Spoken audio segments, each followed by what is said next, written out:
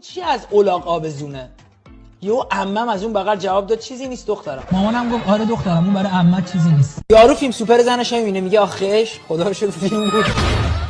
یارو شب عروسیش از حجله میاد بیرون، دست خواهر زنشو میگیره ببره تو. پدر زنش میگه اینو دیگه کجا میبری؟ یارو میگه تعارف ندارم با کسی. 400 میلیون خرج عروسیم شده. همتونو میکنم. من منتظرت نشستم تا موقعی که تنها شدی و همه ولت کردن بیای پیشم تا بهت بگم انگشت وسط چند تا بند داره. جعفر میره عربستان، میخواد بره مغازه میگه بخره، نمیدونه خیار به عربی چیه. شلوار میکشه پایین میگه هازا مازا 1 کیلو از این درازا. چرا مامانش میگه که مامان چرا بعضی شبا شکم بابا میشینی و هی بالا پایین میکنی؟ مامان میگه عزیزم شکم بابات بزرگ شده دارم آبش میکنم کوچیک میشه.